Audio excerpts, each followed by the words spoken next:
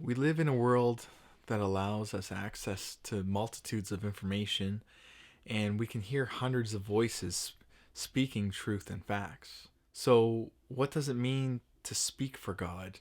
How can someone speak for God at all? And how could we even know what was false or truth?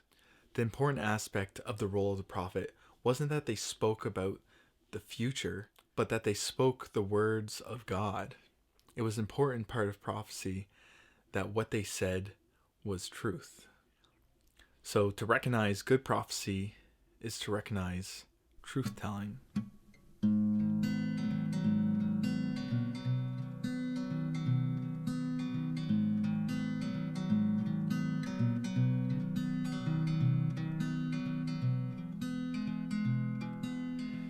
If we will have the wisdom to survive, to stand like slow growing trees on a ruined place, renewing, enriching it, if we will make our seasons welcome here, asking not too much of earth or heaven, then a long time after we are dead,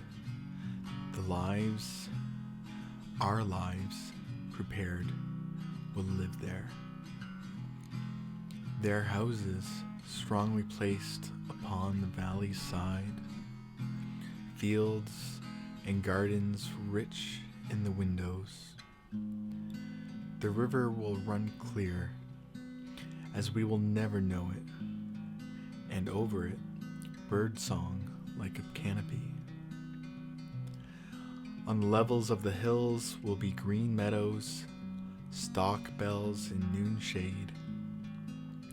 On the steeps where greed and ignorance cut down the old forests, an old forest will stand, its rich leaf fall drifting into its roots. The veins of forgotten springs will have opened, families will be singing in the fields. In their voices they will hear music risen out of the ground. They will take nothing from the ground, they will not return. Whatever the grief at parting, memory, native to this valley, will spread over it like a grove, and memory will grow into legend, legend into song, and song into sacrament. The abundance of this place, the songs of its people and its birds, will be health and wisdom and indwelling light. There is no paradisal dream. Its hardship is its possibility.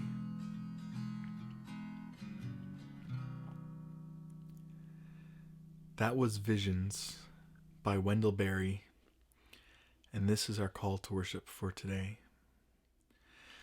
Welcome. I'm Nate Hope. I'm a member at Windsor Mennonite Fellowship, and I'm part of the speaking team, and I'm glad that you tuned in to join us.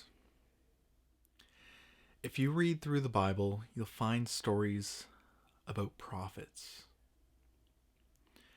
It was a prophet's role to direct and correct kings and other leaders.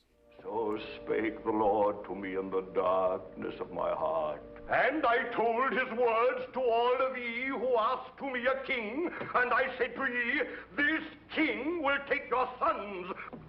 The Lord told me in my ear, I will send thee a man out of the land of Benjamin. The prophet knew what the will and desires of God were through their deep connection with the Spirit. Sometimes they would have these fantastic dreams and visions that God shared with them, or sometimes in the spirit of the wind, a still small voice would send them a word. In your ignorance, you pray to gods and goddesses of metal and clay. Can you not understand that figures made by man cannot be gods? There is only one God, the living God. There were also false prophets around. They would appear and speak words that were contrary to what God had desired. The word that's used for prophecy means to be a spokesman or speaker. And these people were sent by God to be his voice to the people of Israel. In the New Testament, we continue to see the prophet as a major figure. In our gospel passage from Mark, we see an illustration of Jesus as the prophet. It's when he says that he speaks with authority, casting out the demons from the tormented man. Jesus was speaking for God. And I wonder if that role of a prophet that we see is exemplified by Jesus Christ. Anyone claiming to speak as a prophet or speak for God must be discerned through the example and the life of Jesus, the Word of God. When the Sanhedrin wanted to put Jesus to death, it could be that the command of death mentioned in our passage of Deuteronomy 18 was being taken into consideration. Remember that Jesus said that he would rebuild the temple in 3 days. Jesus is speaking the words of God, but they're being misused by the Sanhedrin to accuse Jesus as being a false prophet. We understand that Jesus was referring to his death on the cross and bodily resurrection. See, Jesus was prophesying the truth, as only the truth is from God. They're revelatory words. They're revealing something. These words are prophecies that are revealing the truth. We live in a world that allows us access to multitudes of information, and we can hear hundreds of voices speaking truth and facts. So, what does it mean to speak for God? How can someone speak for God at all? And how could we even know what was false or truth, a false prophet or a truth prophet? Or maybe those speakers for God are abusing their authority. I believe that the only way that we can fix bad theology is with good theology. So to recognize good prophecy is to recognize truth-telling. Because God is the way, the what, and the life? The truth. God is the way, the truth, and the life. Over the past decade, there's been a debate in society as to if there's such a thing as truth at all. But the problem isn't actually that there's a debate over if what's truth and not truth. Truth is real. As the Professor Daniel Taylor puts it, the question becomes how to find and know you have found it.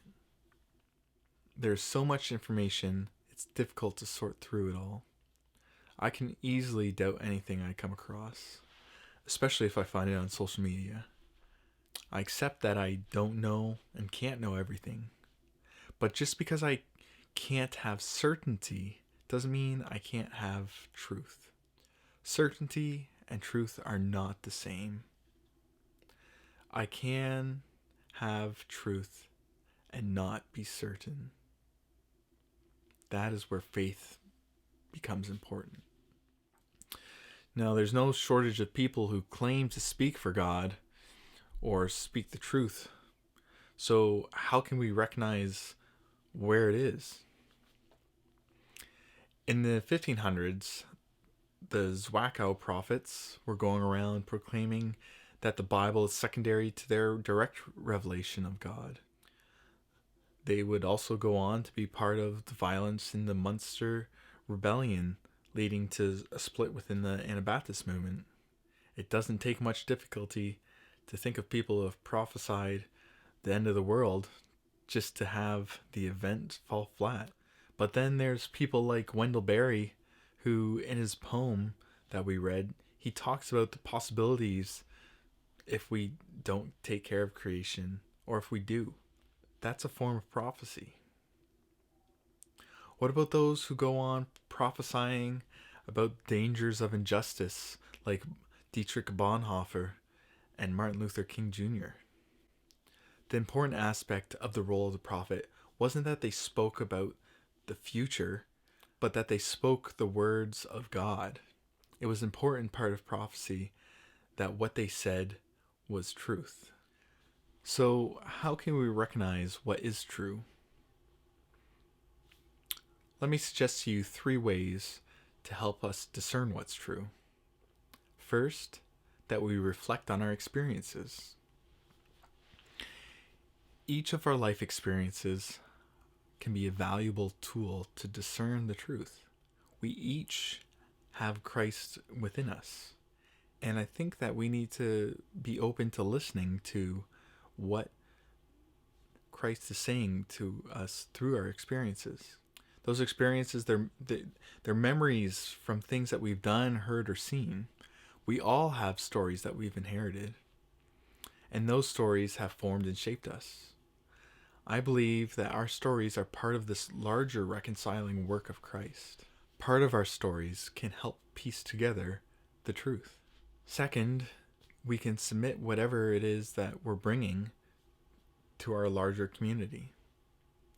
See, the prophet was recognized from within the community. They are part of a relationship involving their neighbor and God. As much as prophecy is to be spoken, it also needs to be heard. It's good for the larger group to listen to the smaller voice, as much as it is for the individual to speak to the community as a whole. One person alone can't contain all the truth. And when we open ourselves up to intimacy of a community, we may discover deeper truths. But what do we do about those in our community with authority that have abused and misused our trust? This is a real issue. I have lots of friends who have lost respect and trust of Christians because they have been harmed by a leader in the church. I think we need to continue practicing humility. And one way that we can do that is by doing an authority audit. So if you join with us on our Sunday meeting online, we'll be working through a short authority audit exercise. Otherwise, you can look it up. Similar to what Pastor Riley mentioned after our discussion a few weeks ago, knowing is half the battle. Being aware of ourselves is important. When we know our position, we can be accountable with the power that we do have, and even relinquish our power by practicing humility like Jesus. And third, we can judge a prophecy by its fruits. What outcome does it produce? Does it cause harm? Does it tear people down? Or is there joy? Is there peace? Is there hope? Is there love? Being aware of the outcome from our truth-telling might cause us to be more careful about using God for our own agenda. Isn't this really what it means to take the Lord's name in vain? If we look again at our passage, the prophet that presumed that they spoke for God and of what was right, when in reality they brought death and destruction, those were problems. We can put any word or event to the test by examining them in light of Jesus. What would Jesus do is a cliche, but I think it's also a serious question. I wondered to myself, how might Jesus respond to this? The focus is on the future hope that brings life. See, all 3 of these exercises can help us not only recognize, but be truth tellers.